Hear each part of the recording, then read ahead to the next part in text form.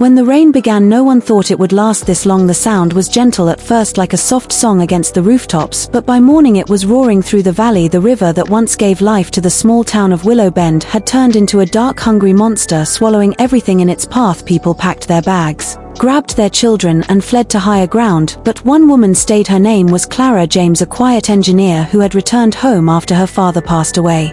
She remembered his words, "Every time the river rises, it tests the strength of our hearts, not our walls." And as she watched the muddy water crawl through the streets, she felt those words burn inside her. She ran to the old bridge, the one her father built years ago, the only thing still standing between the flood and the heart of the town. It was shaking under the force of the river. She tied her hair back, pulled on her boots, and began to work alone in the storm with only a flashlight and the blueprints her father had left behind. She reinforced the levee with sandbags, called in every favor she could from neighbors who trusted her more than they trusted the government. Hours turned into days. She barely slept. Her hands were blistered, her clothes soaked and cold, but she kept going because somewhere deep inside she knew if she gave up, the town would die. By the third night, the water was almost over the barriers. Everyone said it was over, but Clara climbed onto the levee one last time. She remembered the hidden drainage tunnel her father once designed, but never finished. She broke the lock, opened the gate, and let the river find its path again. The pressure fell. The water began to sink inch by inch until at dawn the town was still standing, battered, bruised, but alive. When the sun rose and the rain stopped, people came back. They saw the damage, and then they saw her muddy, exhausted, sitting by the riverbank, her eyes filled with tears, not from fear but relief. They called her a hero. She only smiled and said, "My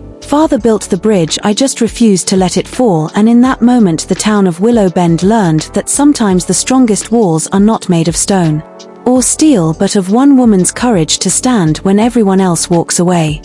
Weeks passed since the flood, and Willow Bend was breathing again. Streets were dry, children played where the water once ran, but for Clara everything felt different. The sound of the river still echoed in her dreams. She walked by the bridge every morning, touching the cold steel like it was her father's hand still guiding her. People stopped her on the street, calling her a hero, offering free meals, flowers, even money, but she didn't want any of it. She just wanted peace. One evening the mayor came to her door holding a framed certificate of bravery and a smile too polished for comfort. He said the state wanted to name the bridge after her, Clara James Bridge. She smiled politely, but inside she felt a quiet ache because she knew the bridge didn't belong to her, it belonged to her father and to every person who stayed to fight the storm. The mayor left the frame on her table. She never hung it. Instead she placed it beside her father's old blueprints and lit a candle beside them. Days turned to weeks, then months. The flood was gone, but something in her stayed underwater. Every time it rained, she'd step outside, watch the clouds gather, and whisper a small prayer, not for safety, but for strength. One night, as thunder rolled in, she heard footsteps outside. The same neighbors who once fled now stood by her gate holding sandbags and flashlights. One of them said, "You saved us last time, Clara. Now it's our turn to stand with you." And for the first time since that terrible night, she felt her heart rise like the river, but this time it wasn't fear, it was faith. She smiled, looked at the sky, and said, "Maybe the storm never left. Maybe it just came back to remind us what we're made of." And as the rain began to fall again, the town of Willow Bend stood ready, side by side, behind the woman who once refused to let it drown.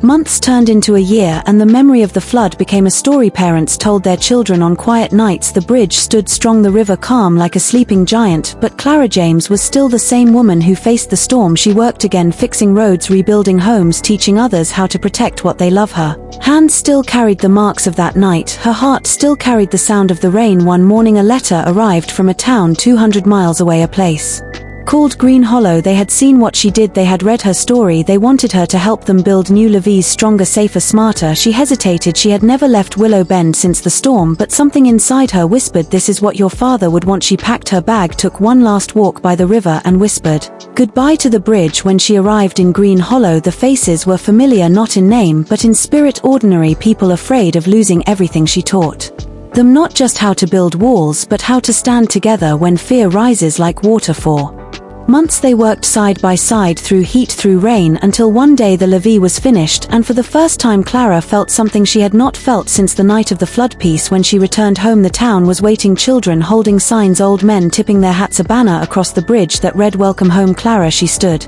there in the golden light of evening, the river shining below her, calm and endless, and she realized the storm had not taken anything from her. It had only revealed what was already there: courage, love, and the quiet strength of one woman who chose to stay when everyone else walked away.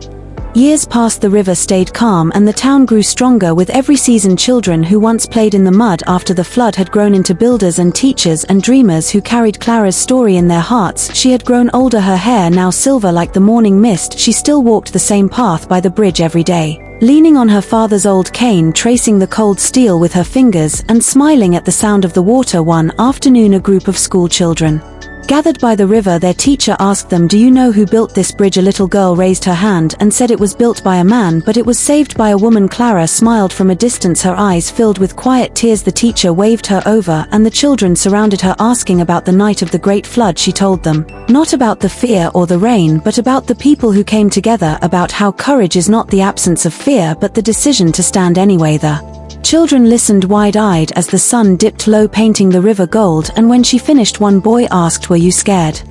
She looked at him and said, "Yes, every second, but bravery is when you walk through fear, not around it." That night she sat on her porch listening to the river hum its eternal song. She looked at the stars and whispered, "I kept the promise, Papa, the town is safe." And as a soft wind blew through the valley, the candle beside her flickered the same way it did the night she opened the floodgate. She closed her eyes with a smile, and the river kept flowing, carrying her story far beyond Willow Bend, a story of one woman, one storm, and the quiet strength that never sank.